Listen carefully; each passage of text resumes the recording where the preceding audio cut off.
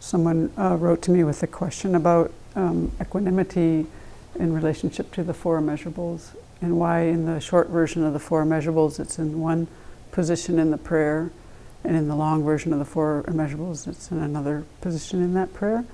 And so in the short version, the verse is, may all sentient beings have happiness in its causes, which is the measurable of love.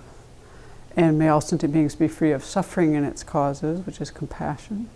May all sentient beings not be separated from sorrowless bliss, which is joy. And then may all sentient beings abide in equanimity, free of bias, attachment, and anger, and that's equanimity. So then in the short version, it's coming at the end. Whereas in the long version, where we say how wonderful it would be if all sentient beings were to abide in equanimity, free of bias, attachment, and anger. May they abide in this way. I shall cause them to abide in this way. Please inspire me to be able to do so. And then the verse goes into four more related to may beings have happiness in its causes, be free of suffering, never parted from upper rebirth and liberation's excellent bliss. So then in the long version, the equanimity is coming first. So it's the opposite. And so Venerable Children had spoken on this and was able to find some writings of hers that explain this. And I think from research that she's done. And basically, the four measurables in general are contemplated at the beginning of a meditation session in order to help us to generate and stabilize bodhicitta. So that's the general thing to be said about it. And it goes into the explanations as to why. When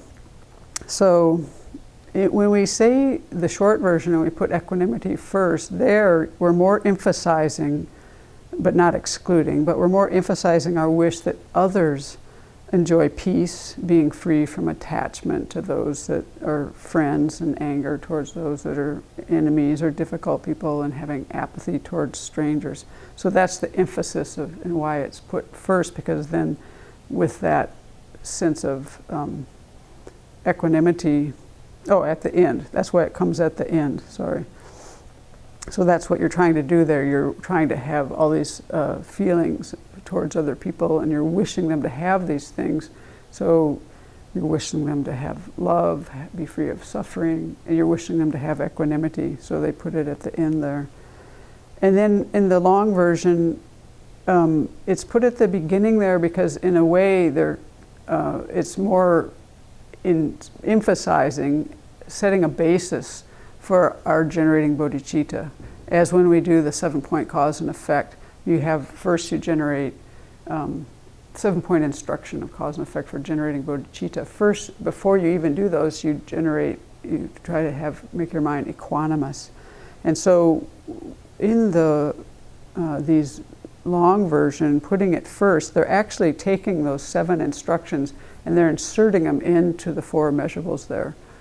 And so basically, we start by making our mind equanimous, and we do that by contemplating how wonderful it would be if all sentient beings were to abide in equanimity, free of bias, attachment, and anger. May they abide in this way.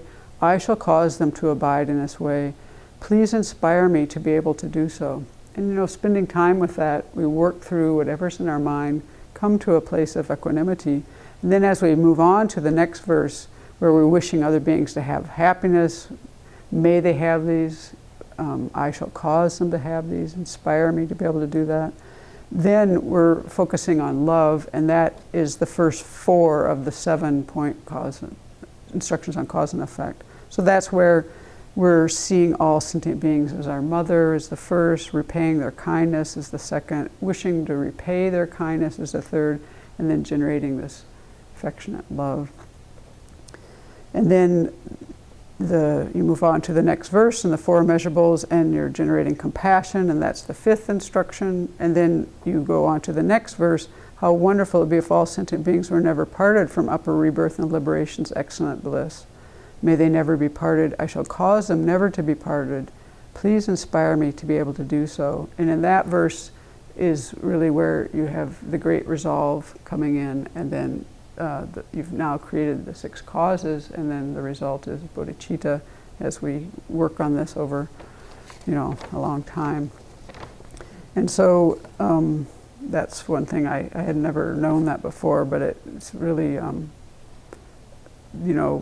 all of our sadhanas, sometimes explicitly and sometimes maybe they aren't written there, but we're always to generate bodhicitta first. So that's why we see it in so many of our sadhanas with the 4 immeasurables. So I think that one thing that was helpful for me in kind of doing this research really is to see how equanimity is used in many different ways. And especially in regards to this 4 immeasurables, there were then some comments made by the great masters on this. And Asanga had said that when we generate this equanimity, this immeasurable equanimity, we're wishing that all beings have this benefit. And what is the benefit? And he said there's 2 ways to interpret it. One is wishing that each sentient being is to receive equal benefit, and the other is wishing that they benefit by developing equanimity themselves.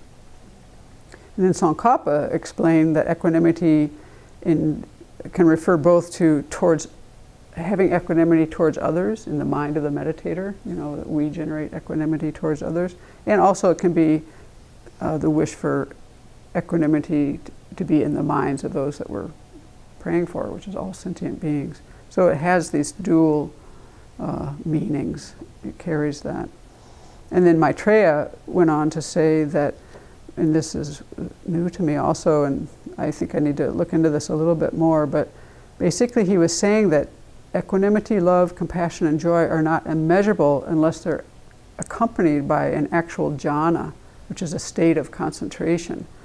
And so then this meditation on the 4 immeasurables can be done both to increase our bodhicitta, which is one way that we think of it, but it also can be done to develop serenity.